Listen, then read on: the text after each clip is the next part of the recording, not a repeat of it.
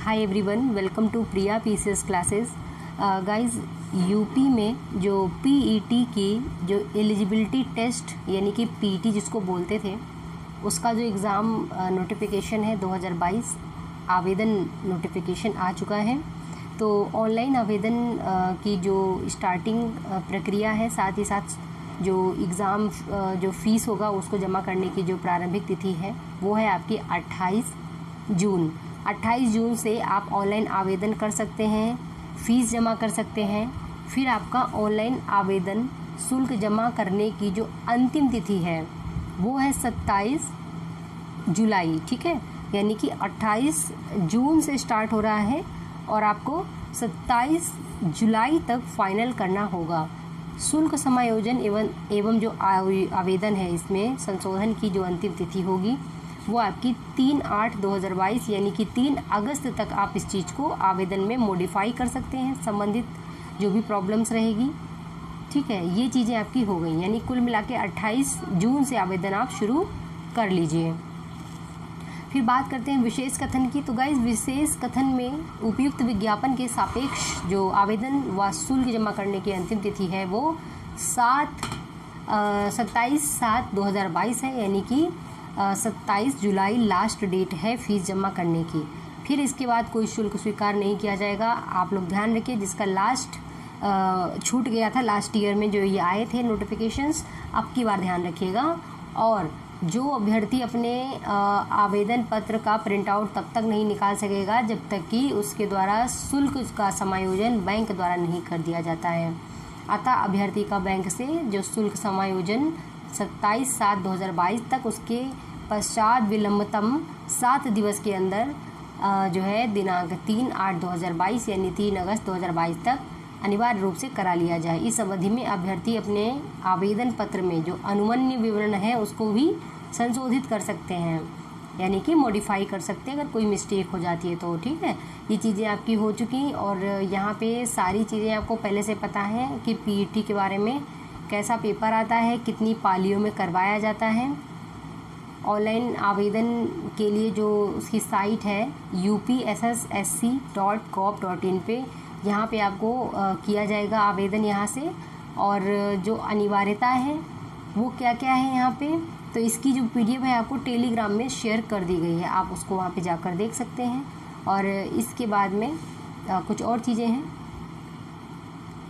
Online आवेदन करने वाले अभ्यर्थियों के लिए आवश्यक सूचनाएं क्या क्या हैं। इस विज्ञापन के अंतर्गत आवेदन करने हेतु ऑनलाइन आवेदन पद्धति लागू है। अन्य किसी माध्यम से प्रेषित आवेदन होंगे नहीं स्वीकार किए जाएंगे। ठीक है, आवेदन पत्र भरने की प्रक्रिया को निम्नलिखित 5 भागों में बांटा गया है। पहला है कैंडिडेट का रजिस्ट्रेशन, दूसरा है फ़ोटो एवं साइन, तीसरा है फॉर्म के शेष विवरण का भरा जाना, चौथा फीस का भुगतान तथा फॉर्म सबमिशन लास्ट वाला, और उसके बाद उसका फॉर्म का प्रिंट ले लेना। ये चाहें तो आप एक बार में ही भर सकते हैं, इसके लिए 2-4 दिन का समय नहीं चाहिए। ठीक है, ये कुछ बेसिक सी चीज़ें हो गई।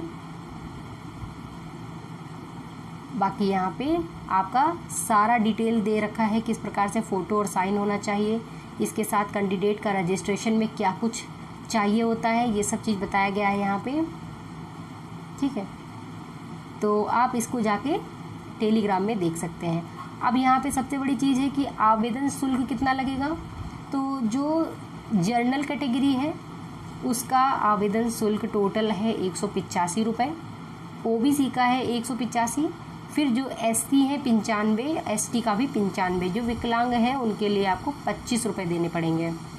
स्वतंत्रता सेनानी और जो भूतपूर्व सैनिक हैं एवं महिला अभ्यर्थी जो हैं उनका जो है 1 से 4 उल्लिखित उनकी मूल श्रेणी के अनुसार शुल्क दिया जाएगा, यानी कि 185 से लेकर 95 के बीच में। ये सारी चीज़ें हो गई, संशोधन हो गया।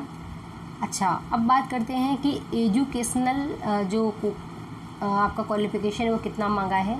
तो देखिए, यहाँ पे आप हाई स्कूल या समकक्ष अथवा उच्च शैक्षिक, यानी कि आप कक्षा 10 तक पढ़े हुए हैं, इससे ले करके हाई स्कूल से ले करके आप बीए एमए जो भी किए हुए हैं, सारे अभ्यर्थी जो है इसको फाइनल तिथि से पहले फिल कर सकते हैं। ठीक है, ये सारी चीज़ें हो गई।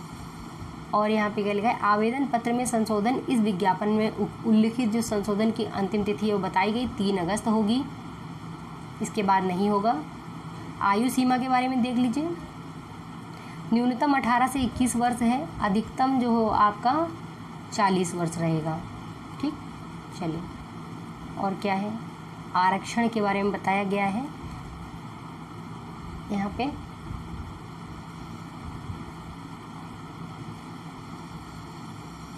और जो परीक्षा का कार्यक्रम है उसके बारे में अलग से एक नोटिफिकेशन आएगा, तब बताया जाएगा उसके बारे में।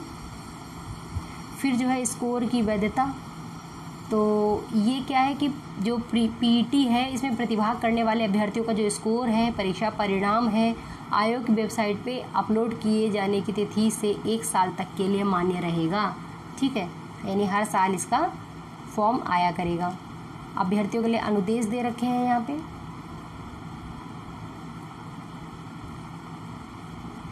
ठीक है, जो इम्पोर्टेंट है वो आपको बताते चल रहे हैं। यहाँ पे सिलेबस दिया गया है, क्या क्या सिलेबस आने वाला है। तो फ्रेंड्स देखिए, सिलेबस में अगर हम बात करें पीईटी के सिलेबस की, तो सबसे पहले इतिहास से स्टार्टिंग होगा। देखिए, इस एग्ज़ाम में 100 क्वेश्चन रहेंगे और 2 घंटे का एग्ज़ाम रहेगा। 100 नंबर का पूर्णांक जो है 100 नंबर रहेगा, प्रश्न भी 100 रहेंगे। तो हमारा भारतीय इतिहास में सिंधु घाटी सभ्यता है, वैदिक सभ्यता है, बौद्ध धर्म, जैन धर्म, मौर्य साम्राज्य हो गया, गुप्त वंश, हर्षवर्धन, राजपूत काल, सल्तनत काल, मुगल साम्राज्य, मराठा, ब्रिटिश राज्य का अभ्युदय एवं स्वतंत्रता संग्राम, फिर ब्रिटिश राज्य का सामाजिक आर्थिक प्रभाव। इसके बाद में जो भारतीय राष्ट्रीय आंदोलन हो जाएंगे, ज्योग्राफी यानी कि भूगोल हो जाएगा, जिसमें आपका विश्व का भूगोल रहेगा, भारत का राजनीतिक भूगोल रहेगा, जलवायु, मौसम, टाइम जोन, जनसांख्यिकी परिवर्तन एवं जो प्रवास है आपका। फिर भारतीय अर्थव्यवस्था हो जाएगा आपका, जिससे अंदर जो एक सिलेबस दे रखा है यही आपको पढ़ना होता है। इसके सारे वीडियोस आपको मिलेंगे, टेंशन ना लीजिए। फिर आपका जो है 5वां पॉइंट है भारतीय संविधान एवं लोक प्रशासन। फिर आपका 6वां पॉइंट है आपका सामान्य विज्ञान। 7वां है प्रारंभिक अंक गणित। ठीक है, फिर आता है आपका सामान्य हिंदी, जिसमें संधि, विलोम शब्द, पर्यायवाची, वाक्यांश के लिए एक शब्द, लिंग, समश्रुत, विभिन्नात्मक शब्द, मुहावरे, सामान्य अशुद्धियाँ, लेखक और रचनाएं आ जाएंगी, जिसमें गद्य और पद दोनों शामिल रहेंगे। सामान्य अंग्रेजी रहेगा, जिसमें अंग्रेजी व्याकरण, अपठित गद्यांश पर आधारित प्रश्न होंगे। फिर जो पॉइंट नंबर 10 है तर्क एवं तर्क शक्ति, लॉजिक एवं रीजनिंग आ जाएगा आपका। और आपका जो है समसामयिकी यानी करंट अफेयर्स आ जाएगा, जिसमें भारत का रहेगा, विश्व का रहेगा। फिर सामान्य जागरूकता यानी जनरल अवेयरनेस से भी प्रश्न आपके आएंगे। भारत के पड़ोसी देश, देश एवं राजधानी, उनकी मुद्रा कौन सी है, भारत के राज्य तथा केंद्र शासित प्रदेश, ये सारी चीज़ें आपको इसमें देखने को मिलेंगी। उसके बाद में आपको एक अपठित गद्यांश आ जाएगा, उसमें 2 गद्यांश रहेंगे, उसका विश्लेषण रहेगा, 5 प्रश्न रहेंगे उसमें। फिर जो है ग्राफ की संख्या एवं विश्लेषण आ जाएंगे, 2 ग्राफ रहेंगे, तालिका रहेगा, 2 तालिकाएँ रहेंगी, तालिका की व्याख्या करनी पड़ेगी आपको। ठीक है, ये सारी चीज़ें आपको इसमें बताई जाएंगी। और जो प्रत्येक गलत उत्तर के लिए आपको 1/4 नेगेटिव मार्किंग रहेगा, इस चीज़ पर विशेष ध्यान दीजिएगा। 1/4 नेगेटिव मार्किंग रहेगा। देखिए, मैंने सारी चीज़ें डिस्कस कर दी यहाँ पे। कोई डाउट होगा तो प्लीज़ आप उसमें कमेंट करिएगा, और टेलीग्राम में @नियति मैम पे आप जाके मैसेज कर सकते हैं। ठीक है, चलिए मिलते हैं अगले वीडियो में अगली अपडेट के साथ। चैनल में नए हैं तो चैनल को ज़रूर सब्सक्राइब करना। जय हिंद।